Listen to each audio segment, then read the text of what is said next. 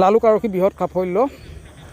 আজি সন্ধিয়া প্ৰাক মুহূৰ্ততে কৰোনাবাৰীৰ চাহাৰুল ইছলাম নামৰ এজন যুৱকক খেদি কৰায়ত্ব কৰি তেওঁৰ পৰা বিশেষকৈ 4 পেকেট পৰিমাণ 40 গ্ৰাম ড্ৰাগছ উদ্ধাৰ কৰিবলৈ সক্ষম হয় লালুক আৰক্ষীয়ে।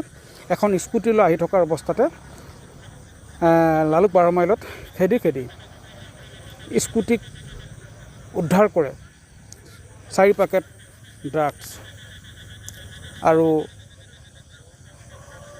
জানিব পৰা অনুসৰি কৰোনাবাৰীৰ নুৰ ইছলামৰ পুত্ৰ চাহাৰুল ইছলাম 1 নং কৰোনাবাৰীত ঘৰ, আৰু তেওঁ স্কুটিত উক্ত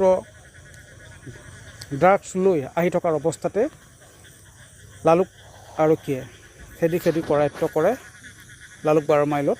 আৰু অৱশেষত তেওঁৰ স্কুটিৰ পৰা উদ্ধাৰ হয় 4 পেকেট, যাৰ পৰিমাণ 40 গ্ৰাম আছিল, 40 গ্ৰাম ড্ৰাগছ।